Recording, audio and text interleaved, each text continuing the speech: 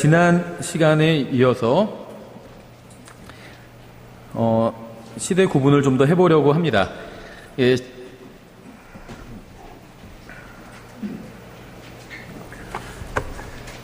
저희가 지난 시간에는 이제 히브리서 9장과 또 마태복음 13장에 의해서 이제 세상을 나눠봤었죠. 네, 히브리서 9장에도 그렇고 마태복음 13장에도 그렇고 이 세상 끝이라는 표현이 나왔습니다.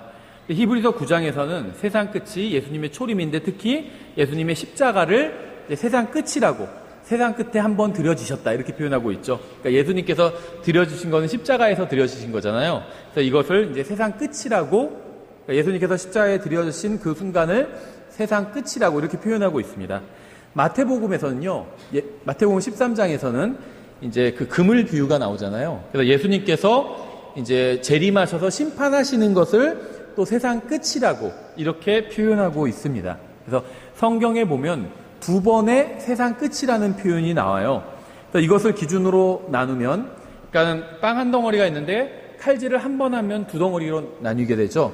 두 번 하면은 세 덩어리로 나뉘게 됩니다. 그래서 하나님께서 보실 때 일단 크게 본다면 예수님께서 초림하셨을 때가 하나의 세상이고, 초림하시기까지가 하나의 세상이고, 초림하시고 난 이후부터 재림하시기 전까지가 하나의 세상이고, 재림하시고 난 이후부터 그 다음까지가 또 하나의 세상이라고 볼 수가 있겠죠. 그래서 초림이건 재림이건 이것은 하나님께서 이 세상에 직접 오시는 것을 말하고 있는 거잖아요. 초림하실 때 인간의 몸을 입고 오셨고, 재림하실 때도 인간의 몸을 입고 그대로 오시지만 영광을 받으신 그 영광스러운 육체, 그러니까 인간의 육체가 영광스럽게 변화된 그 육체를 입고 다시 오시는 거죠. 예수님은 지금도 인간의 몸을 갖고 계십니다. 부활하신 그 몸 그대로 올라가셨죠. 다만 영광스러운 몸으로 변화된 상태예요. 그래서 인간의 영광스럽게 변화된 그 육체를 입고 다시 예수님께서 재림하셔서 심판하실 것인데, 이것을 이제 세상의 끝이라고 성경은 부르고 있습니다. 그래서 하나님께서 이 세상에, 인간 세상에 직접적으로 오신 것은 엄청난 사건이었고, 성경은 이것을 기준으로, 초림과 재림을 기준으로 이제 세상을, 시대를 나누고 있었습니다. 근데 이번 시간에는요, 이제 일반적으로 전천년주의, 세대주의를 공부하시는 분들이 다 성경을 나누는 방법대로 한번 나눠보려고 하는데요. 이제 어느 정도 일리가 있습니다.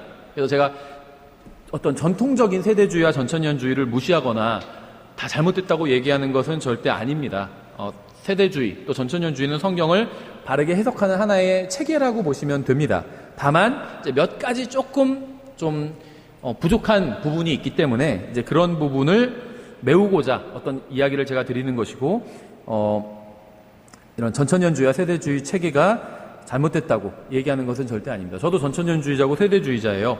그래서 전통적으로 시대를 7가지로 이렇게 나누고 있습니다. 그래서 무죄시대, 양심시대, 그 다음에 인간 정부시대, 그 다음에 언약시대, 약속시대, 그 다음에 율법시대, 교회시대, 그 다음에 천년왕국, 왕국시대, 이렇게 7가지로 나누고 어느 정도 일리가 있어요. 이렇게 나누는 것은.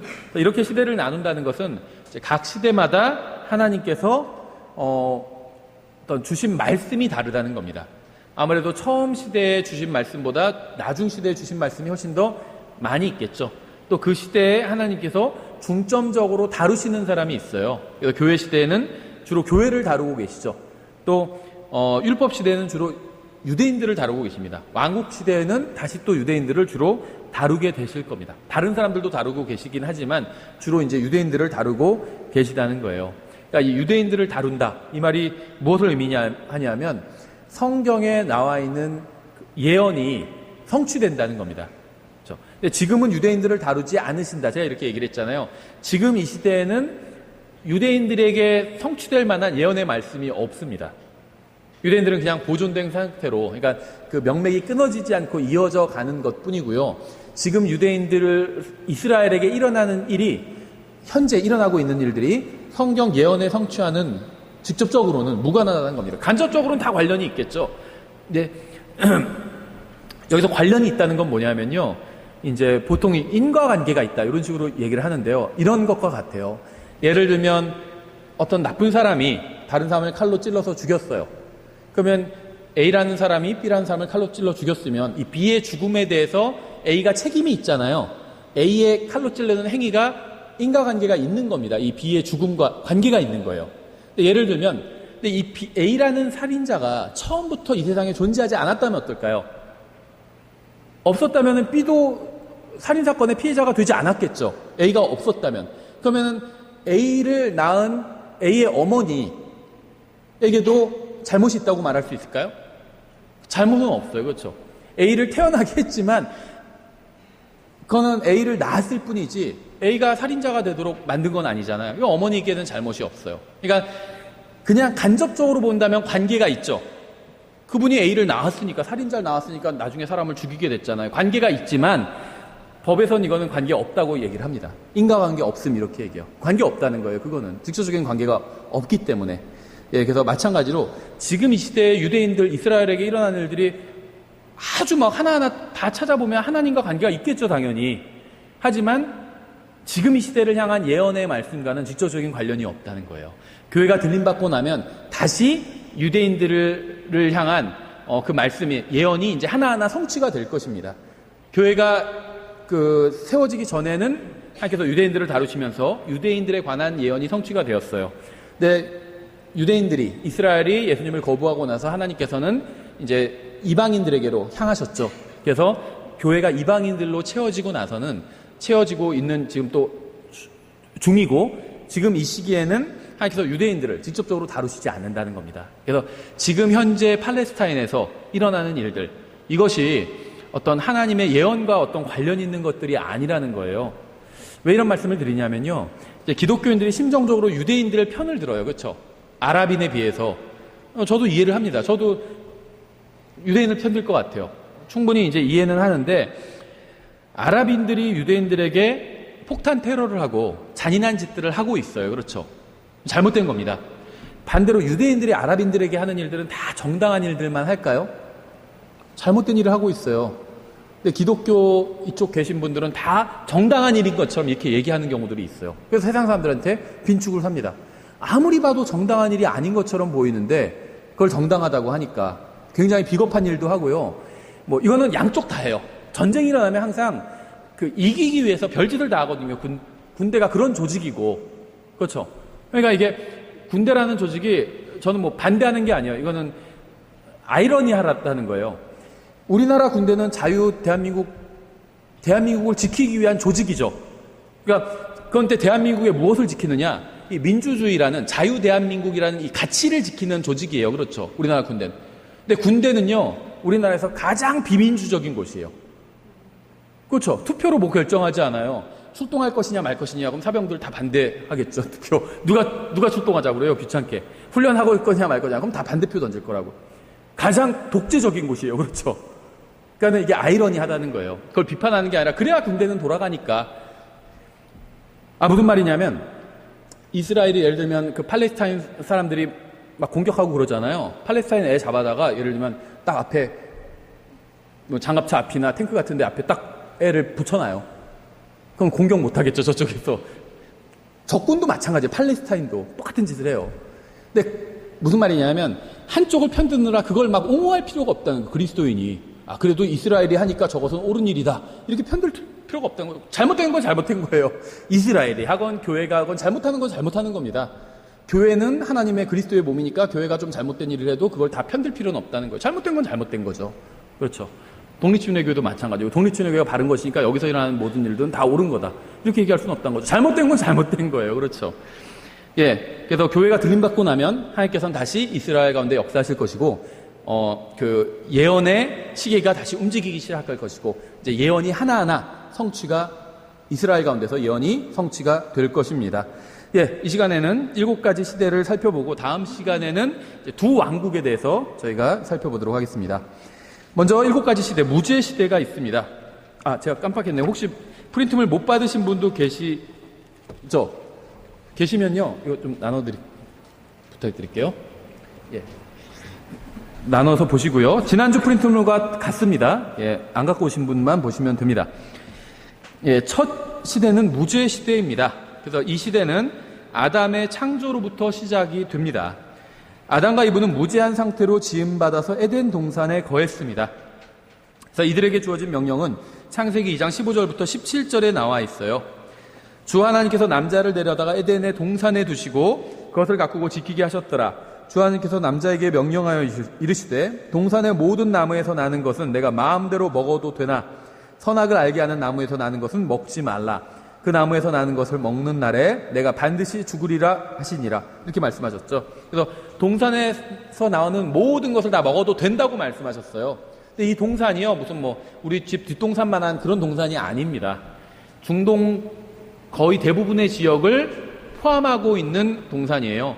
우리가 지금 다 살펴보지는 않겠지만 저희가 이제 예전에 계시록 강의할 때 이스라엘의 그 회복과 관련해서 한번 공부한 적이 있거든요. 계시록 강의에서 한번 그 챕터를 보시면 나와 있는데요. 그 이스라엘에게 하나님께서 그러니까 아브라함에게 이제 주신 땅과 약속의 땅이죠. 이것과 이제 이 에덴 동산의 크기가 얼추 비슷하다고 보시면 되는데요. 경계가 서쪽으로는 나일강으로부터 동쪽으로는 유프라테스 강까지예요. 한번 나중에 지도를 펴서 찾아서 한번 보세요. 나일강과 유프라테스 강. 여기에 중동 다 들어가 있다고 보시면 돼요. 굉장히 광활한 지역입니다. 이게 이제 대략적인 에덴 동산의 대략적인 크기라고 보시면 돼요. 그래서 이 에덴 동산은 엄청나게 큰 크기고요. 그래서 이제 근데 이 동산을 아담에게 관리하라고 이렇게 임명해 주셨죠. 물론 이제 아담과 이브가 계속 자녀들을 낳으면 같이 관리할 수도 있었겠죠. 근데 이제 이 에덴 동산이 엄청나게 큰 크기인데 넓은 광활한 지역인데 이것을 아담에게 관리를 하라고 하나님께서 명령을 하셨기 때문에 이제 워치마니 형제님 같은 경우에 이제 혼의 잠재력이라는 책에서 아담이 다시 말하면 타락하기 전에 인간은 아마 엄청난 능력을 가지고 있었을 것이다. 지금 그 슈퍼 히어로 영화들이 나오잖아요. 마블 영화 같은 거. 그래서 그런 것처럼 아마 엄청난 능력을 갖고 타락하기 전에 인간은 엄청난 능력을 가지고 있었을 것이다라고 이렇게 상상의 나래를 펴시는데요. 맞을 수도 있고요. 틀릴 수도 있고요. 저는 잘 모르겠어요. 맞는지. 성경에 명확한 근거가 나와 있지는 않습니다. 예. 근데 처음부터 그러니까 그 모든 동물을 길들여 왔다고 말씀하고 있잖아요. 그러니까 그 빛의 속도로 막 달릴 수 있는 그런 기능이 없어도 말 타고 쭉 다 돌아볼 수 있는 거죠.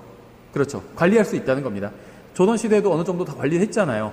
현대 이런 문명이 없어도 말 타고 마차 타고 다니면서 다 관리했거든요.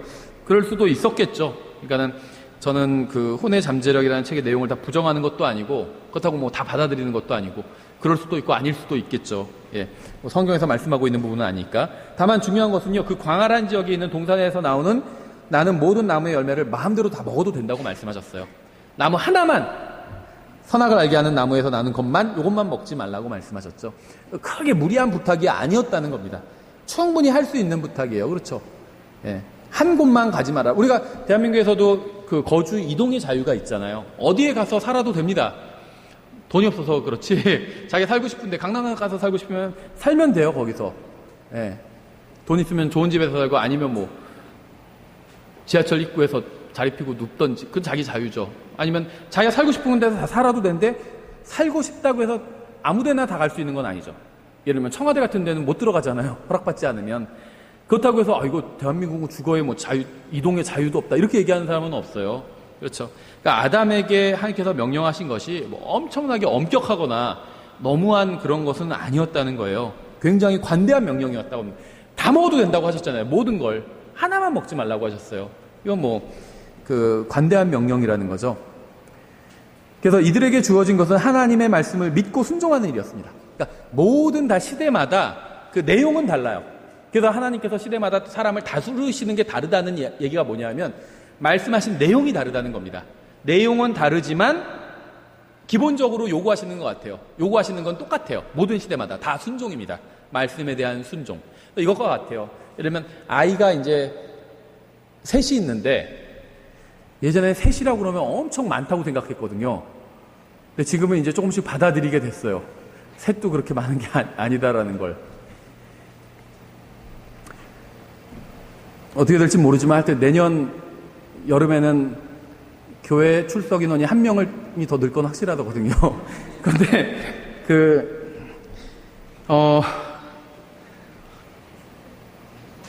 아이가 셋이 있어요. 예를 들면 한 명은 대학생이고 한 명은 고등학생이고 한 명은 초등학생이에요.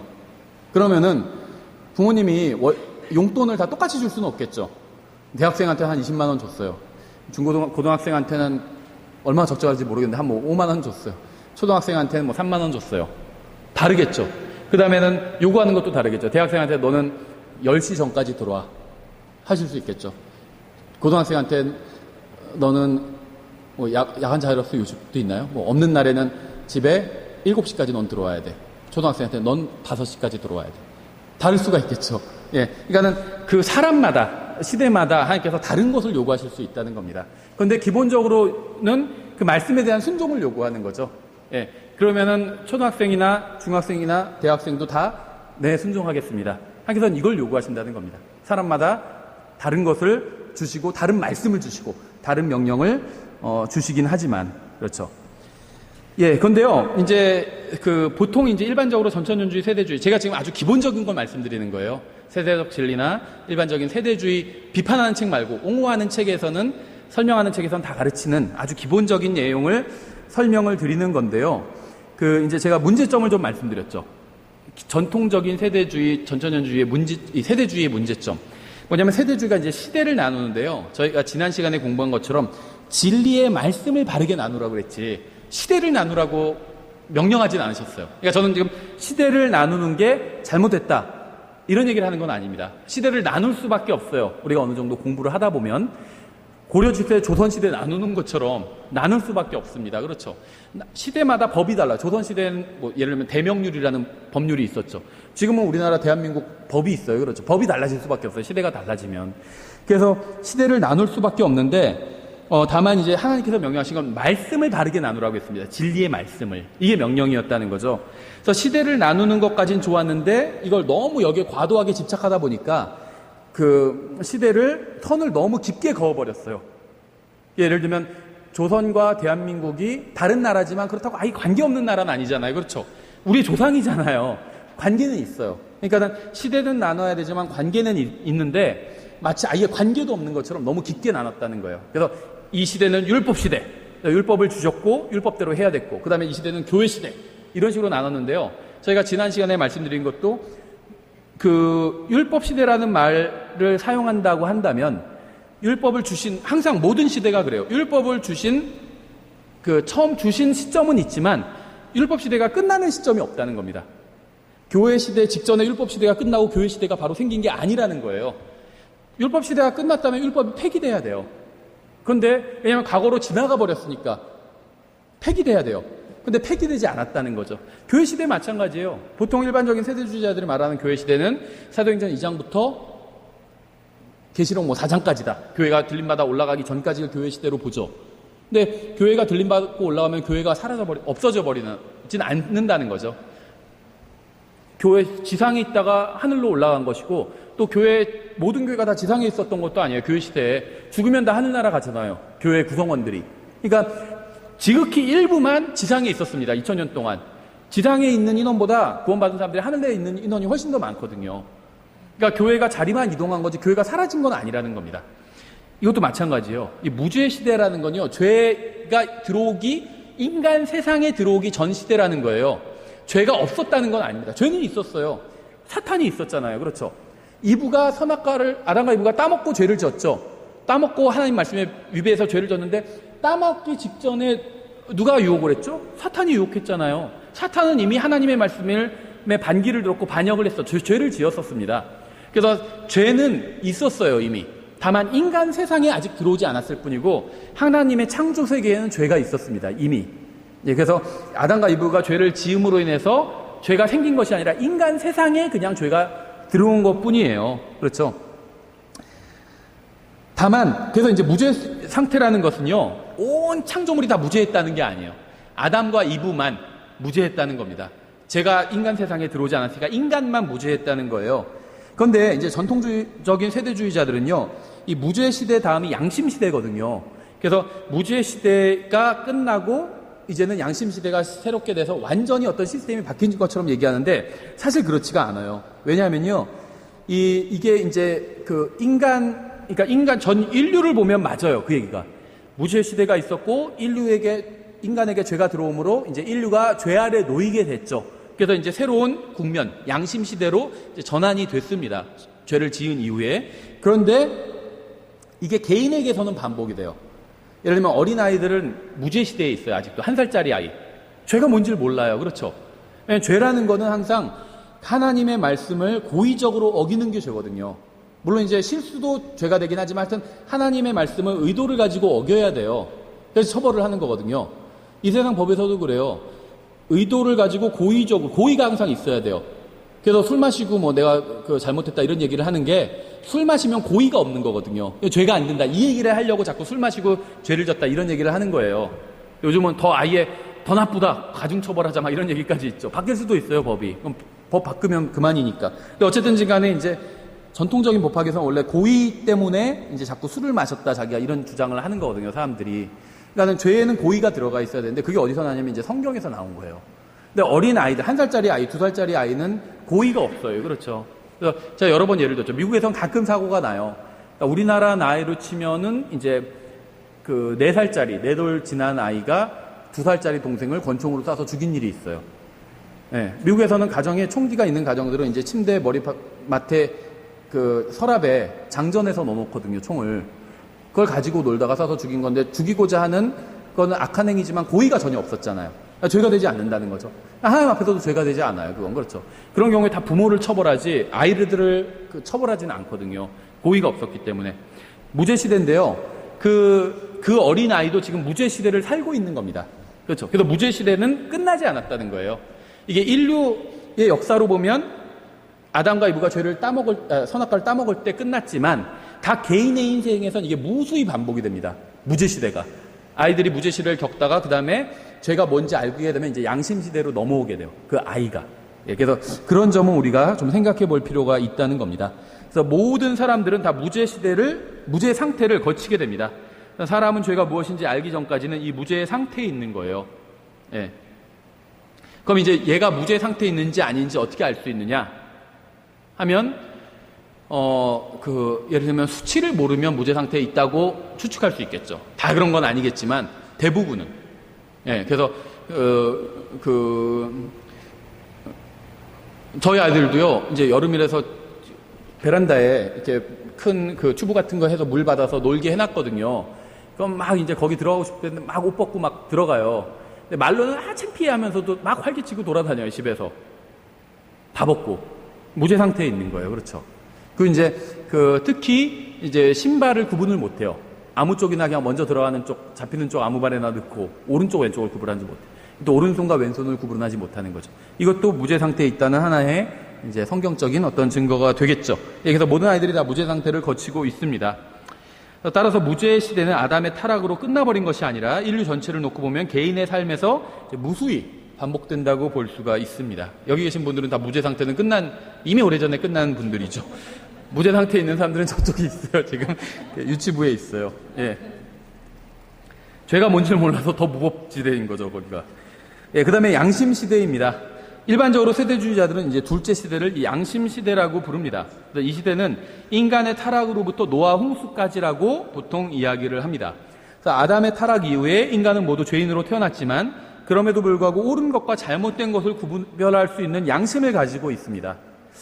그런데 인간의 양심도 하나님과의 교제에는 실패를 해요. 그래서 이것을 창세기 6장 5절부터 7절에서 이렇게 묘사하고 있어요.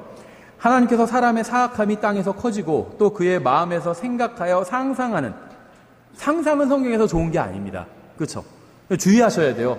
내가 정당한 근거가 없다면 그거는 상상인 거예요. 그걸 기준으로 판단을 내리면 안 됩니다. 그 자매님이 날 싫어하는 것 같아. 근데 이유가 뭐냐면 눈빛이 그렇고 정당한 근거가 아니에요. 그냥 그거는 상상이에요. 그냥 내가 생각해 보니까 그거는 악한 상상이에요.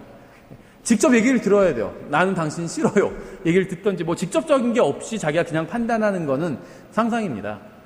좋아하고 싫어하고 떠나서 그냥 관심도 없을 수도 있어요. 그런데도 자기를 싫어한다 아니면 좋아한다. 둘 다 엉뚱한 거죠. 자기를 좋아한다고 생각해도 문제고 또 자기를 싫어한다고 생각해도 문제예요. 다 상상입니다. 그런데 성경에서는 이 상상이 다 부정적인 것으로 사용합니다. 그래서 내가 막 상상력 떠오르는 것들 있잖아요. 그대로 따라가면 안 돼요.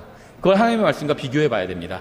부정적인 것이기 때문에 일단 잡아서 비교해 봐야 돼요. 하나님의 말씀에 일치하는 거면 해도 되고 일치하지 않는 거면 하면 안 되는 겁니다. 그렇죠? 그의 마음에서 생각하여 상상하는 모든 것이 항상 악할 뿐임을 보시고, 항상 악하댔어요. 하나님께서 상상하는 모든 것이 인간이요 항상 악하대요. 대부분 악한 게 아니라 항상 악하대요. 항상 악할 뿐임을 보시고 주께서 땅 위에 사람을 만드신 것으로 인해 슬퍼하시며 또 그것으로 인해 마음에 근심하시고, 주께서 이르시되 내가 창조한 사람을 지면에서 멸하되 사람과 짐승과 기는 것과 공중의 날짐승까지 다 그리하리니 이는 내가 그것들을 만든 것으로 인해 슬퍼하기 때문이라 하시니라. 그래서 세대주의자들에 따르면 노아의 홍수로 인해서 양심의 시대는 끝나게 됩니다. 그런데 지금도요, 하나님께서는 인간의 양심을 사용하셔서 어떤 일들을 하시죠. 그렇기 때문에 양심의 시대가 끝나는 것은 아니에요.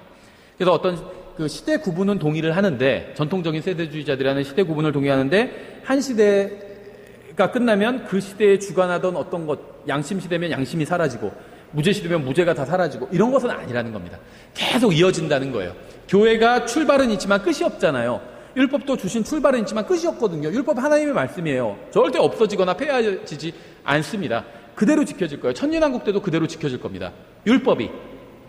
왜냐하면 천년왕국 때는 이제 그 기념의 의미로 어떤 율법에서 말하는 희생 제사가 지켜지게 될 거예요. 그렇죠. 그래서 이 양심의 시대는 지금도 지속된다고 볼 수가 있습니다. 비록 양심이 죄를 이기는 권능을 가지고 있지는 못하지만 그럼에도 불구하고 일시적이나마 경고하는 역할은 하고 있기 때문이에요. 그러니까 양심은요 경고자와 같아요. 죄를 이기진 못해요. 양심이 경고를 해요.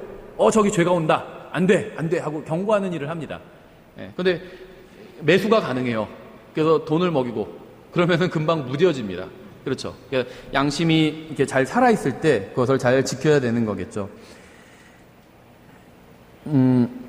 하나님께서는 타락한 인간에게도 양심을 나눠주셨고요. 이 경륜, 디펜스라는 게 분배라고 그랬죠. 나눠주셨고 다시 걷어 가지는 않으셨습니다. 양심이 계속 있어요, 인간이. 그래서 양심을 주신 시점은 있으나 걷어 가신 적이 없으므로 양심의 세대는 시작은 있지만 끝은 없다고 할 수가 있습니다. 그 다음에 이제 인간 정부 시대인데요. 성경에서는 홍수 이전에는 국가의 개념이 등장하지 않습니다. 국가가 없었어요. 그래서 인간 정부의 개념은 홍수 이후에야 비로소 등장합니다. 근데 이 노아의 홍수가요, 지금으로부터 언제라고 보시면 되냐면 대략적으로 5,000년 전이라고 보시면 됩니다. 그래서 홍수 이전 시대가 1,000년인데요.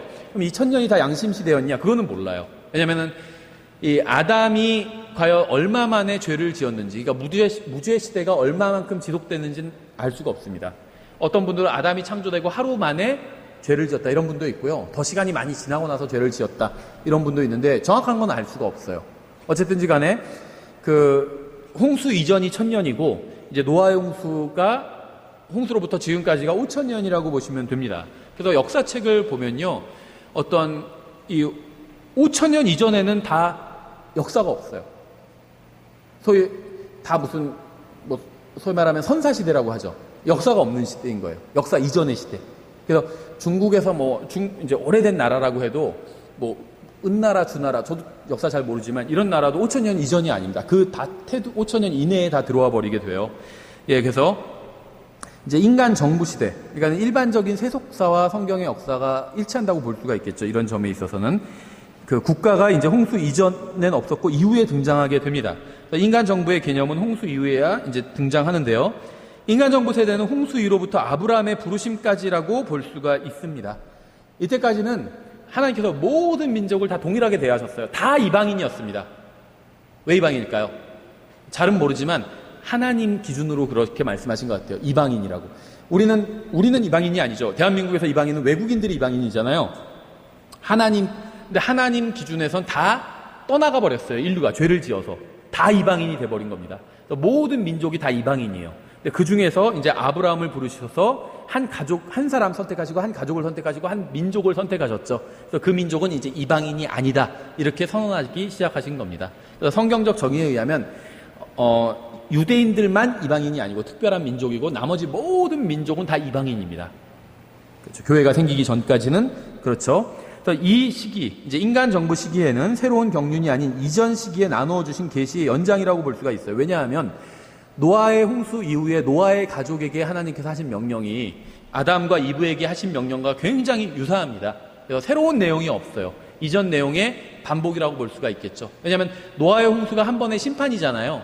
이전 시대 천년간의 사람들이 하나님 앞에서 실패했기 때문에 하나님께서 8명만 남기고 다 멸해버리고 나서는 다시 아담과 이브를 창조하셨을 때 처음의 목적으로 돌아가서 동일한 명령을 노아의 가족들에게 하신 거죠.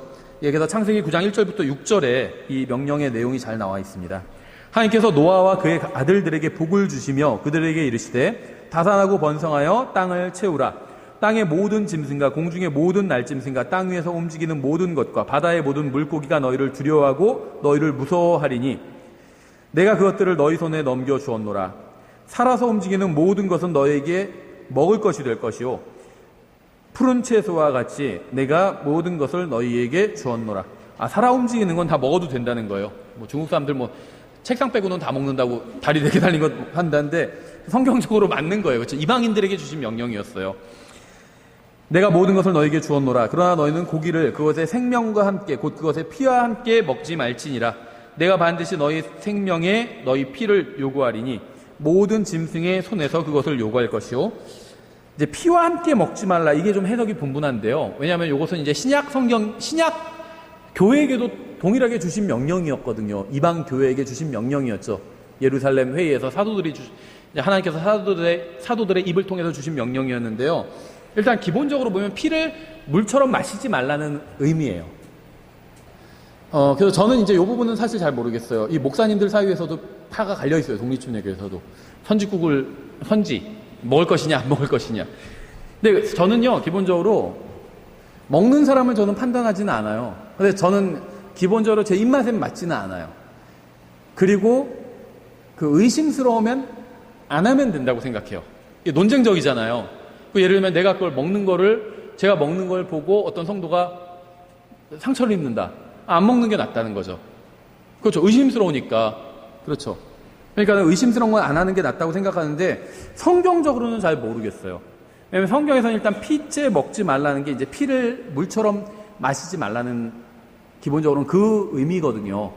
근데 왜 이제 이게 선지가 문제가 된다 공격을 하면은 저는 이제 안 먹지만 왜 이제 그게 지나친 해석이 될 수도 있다고 생각하냐 하면요. 아마 자매님들 아주 잘 아실 거예요. 고기에 피가 들어가 있어요. 그렇죠. 근데 이제 저희 어머님은 항상 피를 다 빼고 드셨거든요. 신앙과 상관없이 원래 스타일이. 근데 피를 다 빼고 드시지 않는 분들도 있지 않나요? 근데 그걸 가지고, 하나님 말씀을 어겼다. 이렇게 얘기하지 않잖아요. 왜냐하면 그건 피째 먹는 건 아니거든요. 그걸 다 익혀서 먹던지 다른 식으로 먹잖아요. 근데 그 안에 피가 들어가 있거든요. 고기에 피가 들어가 있잖아요. 그렇죠. 그러니까 좀 우리가 성경에서 명확하게 말씀하시지 않는 것까지 막 자로 잰 듯이 그렇게 얘기할 필요는 없다고 생각합니다. 어떤 분들은 아주 여기에 있어서 아주 강한 입장을 갖는 분들이 있어요. 그래서 그런 분들 중에는요, 이제 확장을 해서 순대도 안 드세요. 순대도. 근데 왜 순대에서 멈췄는지를 모르겠어요. 더 확장할 수 있거든요, 사실은. 그러니까는 저는 항상 성경이 가는 데까지 가고 멈춘 데서 멈추면 된다고 생각합니다. 구체적으로 얘기하지 않는 걸 막 나아갈 필요는 없다고 생각을 합니다. 어쨌든지 간에 어디까지 읽었죠? 사람의 손에서 곧 갓 사람의 형제의 손에서 사람의 생명을 요구하리라. 누구든지 사람의 피를 흘리는 자는 사람에 의해 자기 피를 흘리리니 이는 하나님이 자신의 형상으로 사람을 만들었기 때문이니라. 그러니까 피가 흘리고 이제 마시고 이런 개념으로 하지 말라는 겁니다. 짐승의 피 마시지 말라는 거예요. 그렇죠?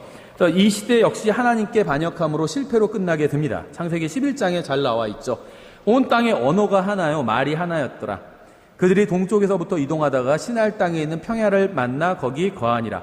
그들이 서로 이르되, 이제 이 신할 평야가 바로 이제 모든 거짓 종교의 이제 최초 중심 본부가 되는 곳입니다.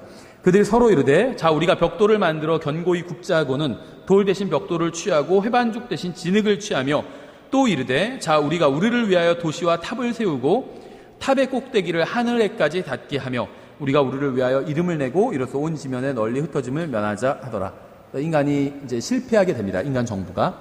그래서 이제 그 다음엔 하나님께서 이렇게 실패하는 것을 보시고 그 다음엔 안 되겠다. 이걸 특별한 한 사람을 선택해야겠다. 이렇게 이제 일하시는 방법을 바꾸게 됩니다. 물론 이제 하나님께서 모든 걸 다 알고 계셨겠죠. 하지만 이제 바꾸시는 게 이제 바로 이 아브라함 시대에 하나님께서 이제 바꾸시게 됩니다. 그 경륜을 바꾸신 거라고 보시면 돼요. 그래서 이제 아브라함 시대에 이제 언약 시대가 열리게 됩니다. 언약이란 건 약속이라고 보시면 돼요. 그래서 이 시대는 아브라함이 부르심을 받을 때부터 모세가 율법을 받을 때까지의 시기입니다. 앞서 살펴본 것처럼 이전 시대는 끝난 것이 아니라 계속 이어지게 돼요. 무죄의 양심, 인간 정부는 어느 시점에 끝난 것이 아니라 지금도 이어지고 있어요. 지금도 무죄 시대 반복되고 있죠. 양심이 있죠. 인간 정부 그대로 있잖아요. 언약 시대도 다 지나가 버렸는데 인간 정부 그대로 있죠. 그러니까 언약 시대 딱 끝나버리고 그러니까 인간 정부 시대 딱 끝나고 그다음에 언약 시대 딱 시작했다가 딱 끝나고 그런 것이 아니라는 거예요. 시대가 시작하는 시기는 있지만 끝나는 시기가 없어요. 지금 벌써 언약 시대는 한참 지나갔죠. 근데 지금도 언약이 있잖아요. 약속이 끝난 게 아니라는 거예요. 하나님께서는 아브라함에게 주시는 언약을 통해서 유대인들에게 말씀하시고 약속을 주셨어요. 이 언약은 유대인들에 대한 물질적인 복과 영적인 복을 모두 포함하고 있습니다.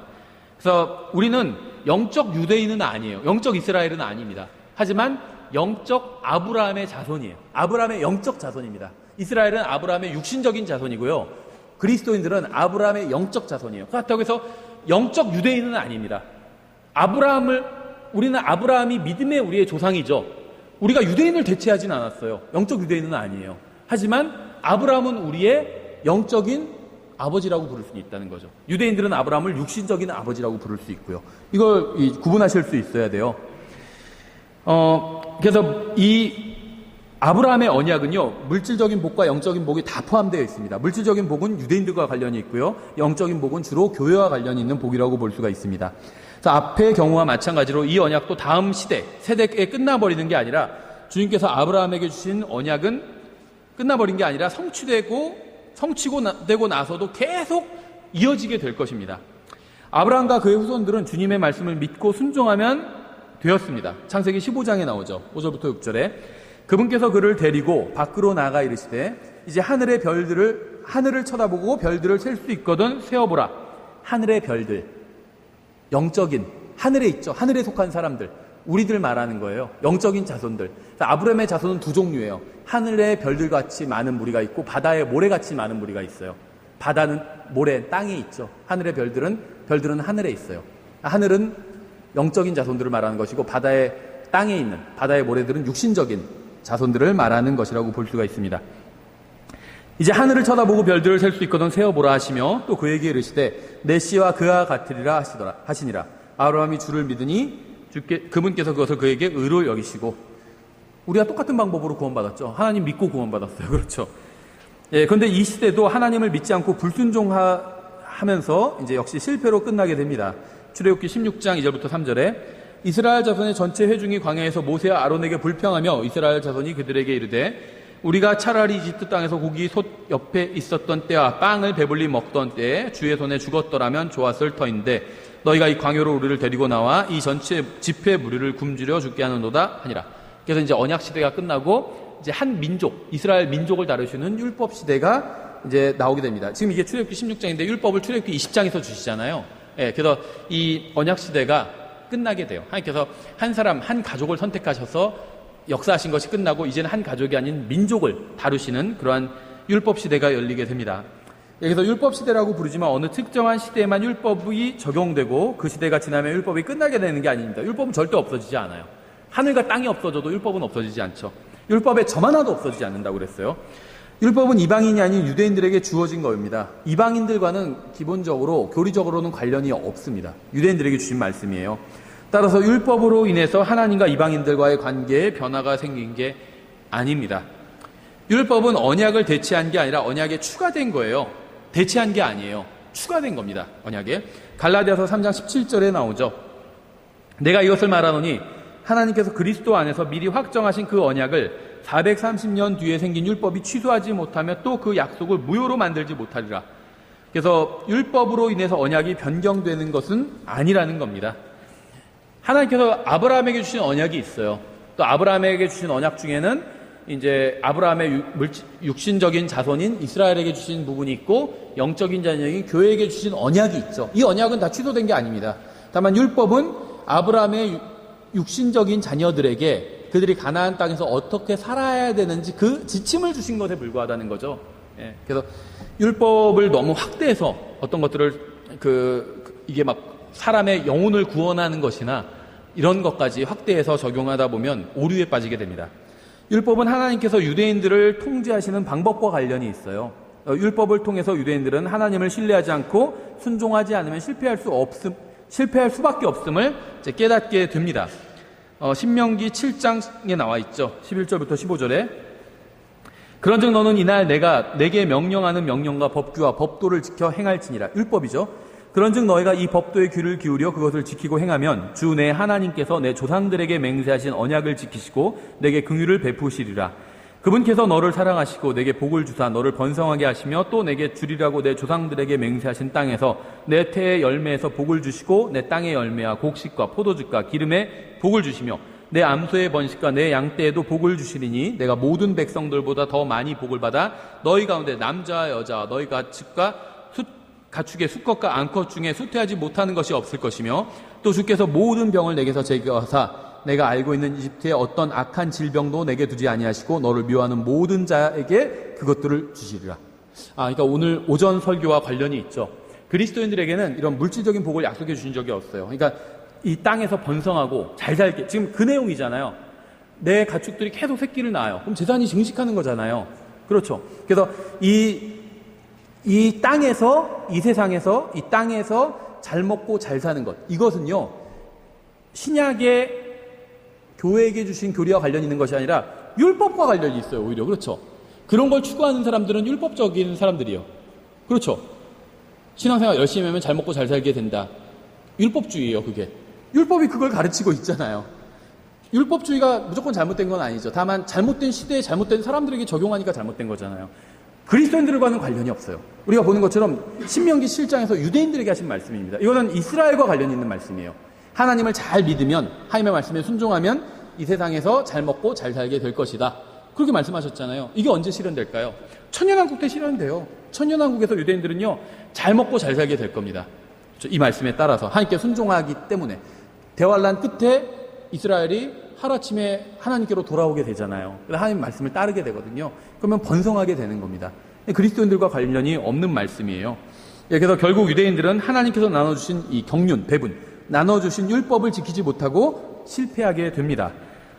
다니엘서 9장 5절부터 7절에 우리가 주의 훈계와 주의 법도를 버리고 떠남으로 죄를 짓고 불법을 행하여 사악하게 행하고 반역하였나이다. 또 우리가 주의 종 대언자들의 주의 이름으로 우리의 왕들과 우리의 통치자들과 우리의 조상들과 그 땅의 모든 백성에게 말하는 것에 귀를 기울이지 아니하였나이다. 오 주여, 의인은 주께 속하고 이날과 같이 당황한 얼굴은 우리에게 속하되 곧 유다 사람들과 예루살렘 거주민들과 가까운 데나 먼 데에 있는 모든 나라에 온 이스라엘에게 속하나이다. 그들이 주를 대적하여 범법한 그들의 범법으로 인해 주께서 그들을 두루 그 나라들로 쫓아내셨나이다. 이게 이제 진정한 회개의 정석이죠. 우리가 그 인터넷에 보면요 사과문의 정석 이런 게 돌아다니는 게 있거든요. 주로 삼성에서 무슨 사고 났을 때 사과문을 발표하는데 아주 사과문의 정석을 합니다. 그러니까는 무엇을 잘못했고 어떻게 배상할 것이고 앞으로 예방을 어떻게 하겠다. 이렇게 내용으로 열어줘요. 핑계가 하나도 없어요. 이랬기 때문에 어쩔 수 없이 이렇게 됐습니다. 이런 게 없습니다. 사과문은 기가 막히게 잘 써요. 삼성에서. 이것도 마찬가지죠. 핑계가 없어요. 그렇죠. 다 우리가 잘못해서 죄를 지었다 신하고 있잖아요. 이게 회개예요. 회개의 기초예요. 이게 회개하는 마음이고 핑계가 있으면 안 돼요. 어쩔 수 없이 제가 이렇게 하긴 했지만 그래도 어쩔 수 없던 상황이긴 하지만 그래도 제가 조금은 잘못한 것 같습니다. 이건 회개가 아니라는 거죠. 다른 사람 핑계대요. 저 사람 때문에 내가 이렇게 됐습니다. 이것도 회개가 아니에요. 아무도 핑계를 누구에게도 핑계를 대지 않아요. 죄를 순순히 다 인정하고 있죠. 우리가 다 잘못해서 이렇게 된 겁니다. 이렇게 하고 있죠. 이게 회개입니다. 그래서 결국 이 율법 시대도 이제 실패로 끝나게 됩니다. 그 다음에 이제 교회 시대가 열리게 되죠. 그래서 이 시대를 은혜 시대라고 부르지만 이것도 이제 엄격하게 말하면 잘못된 표현이라고 말씀을 드렸죠. 왜냐하면 은혜는 교회 시대 이전에도 존재했기 때문입니다. 은혜가 없었던 시대는 없었어요. 하나님의 은혜가 없이는 아무도 살 수가 없습니다. 사람뿐만 아니라 생명체 하나도 살 수가 없어요. 다 하나님의 은혜로 살고 있는 겁니다. 무슨 정당한 권리와 무슨 그런 거 없어요. 하나님 앞에서 우리는 정당한 무슨 권리가 없습니다. 그냥 창조물일 뿐이에요. 하나님께서 은혜를 베풀어 주셔서요. 작은 풀들도 사는 거고 우리도 사는 겁니다. 그렇죠. 모든 시대가 다 은혜 시대예요. 은혜가 없는 곳은 없습니다. 있죠. 그곳은 지옥이에요. 사람이 살 수가 없는 곳이고 굉장히 고통스러운 곳이죠. 지옥을 제외하고는 그 어디도 하나님의 은혜가 다 있습니다. 그렇죠? 예, 그래서 그 은혜는 교회 시대 이전에도 존재했어요. 그래서 교회 시대가 은혜 시대다 이렇게 부르는 건 사실은 좀 성경적으로는 잘못된 표현입니다. 교회 시대 이전에도 하나님의 은혜가 없었다면 아무도 구원받을 수 없었겠죠. 예수 그리스도께서 대속의 죽음으로 죽으시고 부활하신 후에 그분을 믿는 사람들을 택하여 주님께서는 교회로 만드셨습니다. 그래서 이것은 이전에 나누어 주셨던 것의 연장선상에 있거나 대체된 것이 아닙니다. 이스라엘이 말 안 들으니까 이스라엘 버리시고 그야말로 새 아들을 들이신 게 아니라는 거예요. 예, 그러니까 이스라엘 아들이 하나 있었는데 이스라엘이었어요. 말을 안 들어요.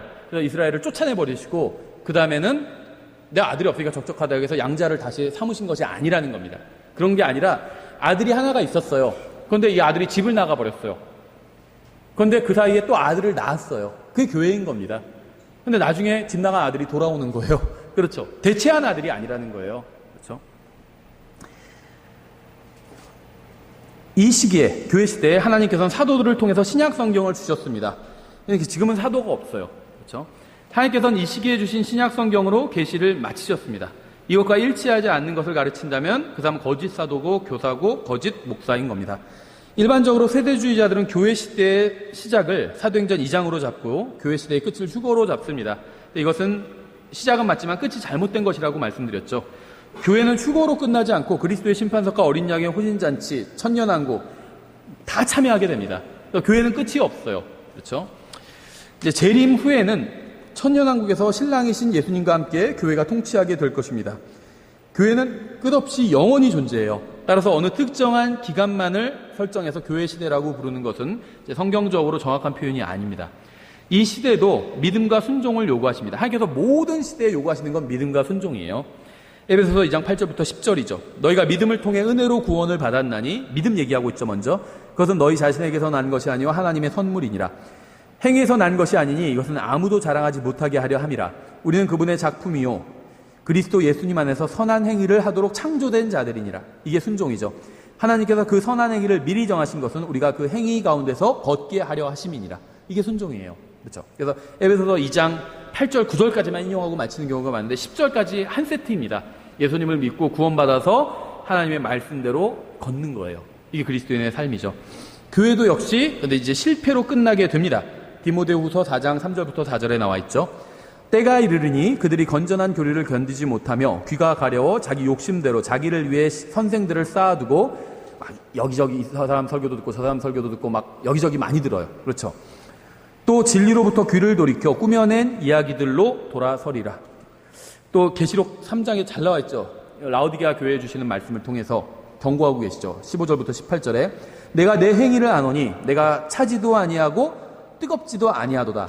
나는 내가 차든지 뜨겁든지 하기를 원하노라. 그런즉 내가 이같이 미지근하여 차지도 아니하고 뜨겁지도 아니하므로 내가 내 입에서 너를 토하여 내리니 이는 내가 이르기를 나는 부자라 내가 재산을 불렸으니 아무것도 부족한 것이 없다 하면서 내 비참한 것과 가련한 것과 가난한 것과 눈먼 것과 벌거벗은 것을 알지 못하기 때문이라. 내가 내게 권고하노니 너는 내게서 불로 정제한 금을 사서 부유한 자가 되고 또 흰옷을 사서 이번에 벌거벗은 수치를 드러내지 말며 또 내 눈에 안약을 발라 볼지니라. 그래서 교회 시대의 마지막 상태, 이러고 나서 더 이상 교회가 언급되지 않죠. 계시록 3장에서 끝나버립니다. 그래서 교회 시대의 마지막 모습은 바로 대체적으로 보면 이런 모습이 된다는 거예요. 물론 이 중에서도 지금 이 시대 교회가 다 이렇다는 거 아닙니다. 신실한 사람들이 있어요. 그렇죠. 아주 소수로 있지만 대부분은 교회의 모습이 이런 모습이라는 거예요. 그렇죠. 그 다음에 이제 예수님의 재림과 함께 천년왕국이 시작되면서 왕국시대가 열리게 됩니다. 교회는 하나의 삽입된 시기라고 볼 수가 있어요. 그래서 교회가 휴거되고 나서 일어나는 대환란을 새로운 세대로 보는 의견이 있지만 이제 대환란은 새로운 세대로 보기는 어렵고 이제 그 구약 시대의 끝으로 보는 게 자연스럽습니다. 왜냐하면 대환란이 하나의 주 7년간 일어나게 되고 한 주인데요. 이제 이 위크라는 게 우리나라 한 주라고 하면 7일을 말하지만 영어로는 이 위크라는 게 7일도 되고 7년도 돼요. 그러니까 7개짜리 기간이 위크입니다. 다. 하나의 7개짜리 세트라고 보시면 돼요. 그런데 다니엘의 예언 70개의 주가 나오는데 그 중에서 대환란은 마지막 번째 주죠. 예, 70번째 주입니다. 그래서 새로운 하나의 시대가 아니라 구약 시대의 끝이라고 보시는 게 돼요. 다만 구약 시대 끝나기 전에 신약 시대가 갑자기 확 들어와 버려서 좀 혼동스러운데요. 구약 시대의 마무리라고 보시면 됩니다. 그래서 이제 그 대환란은 하나의 시대로 보지는 않고요. 이 왕국 시대를 본다면 교회가 휴거되고 나서 일어나는 대환란은 새로운 시대가 아니라 이제 대환란 끝에 재림하시면서 시작되는 이 왕국 시대가 하나의 새로운 시대죠.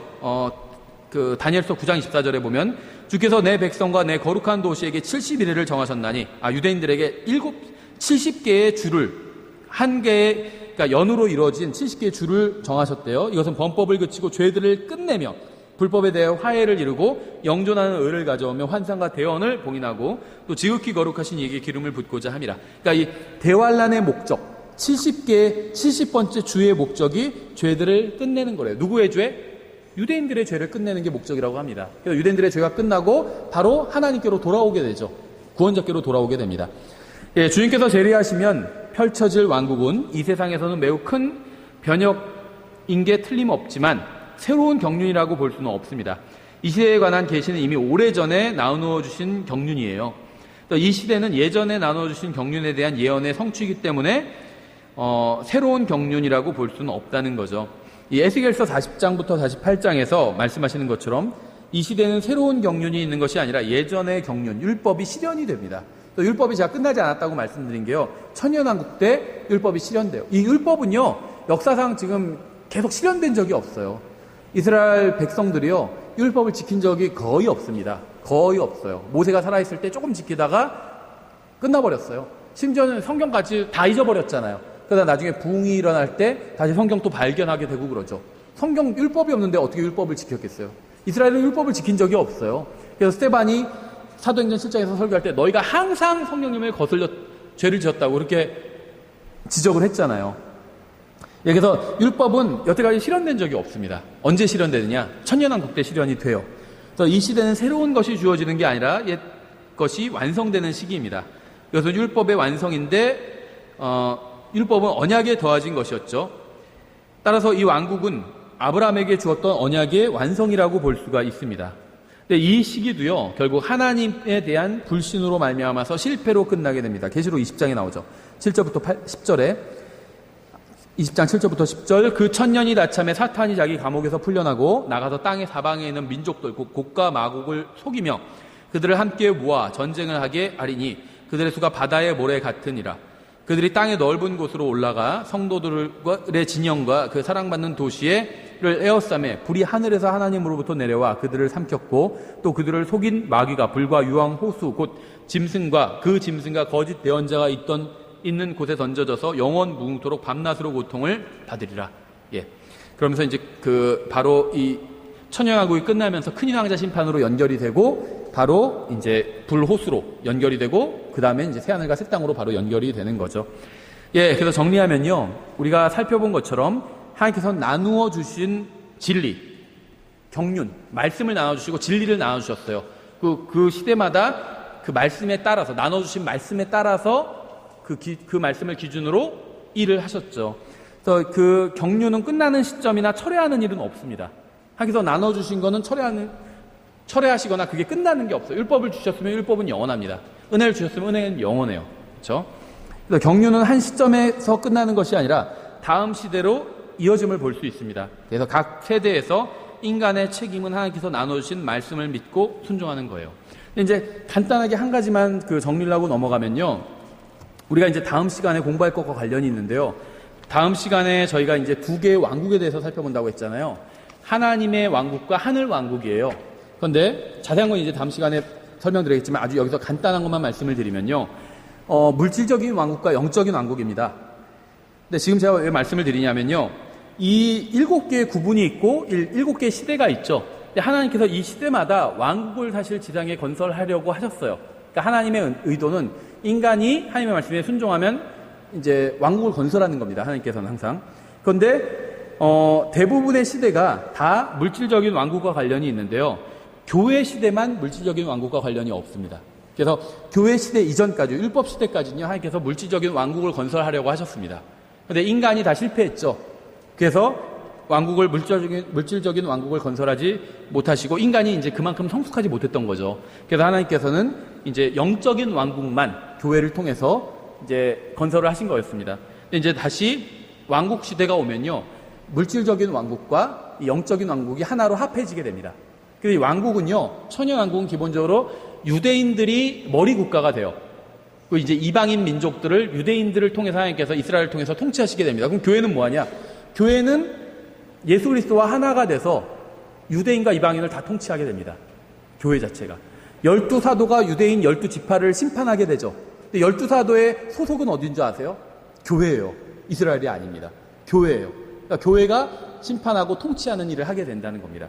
그래서 이 왕국 시대는요, 이제 분리되어 있던 물리적인 왕국과 영적인 왕국이 하나로 합해지는 시대라고 볼 수가 있어요. 그래서 저희가 다음 시간에는 이 영적인 왕국과 물리적인 왕국, 두 왕국에 대해서 좀 더 자세히 살펴보도록 하겠습니다.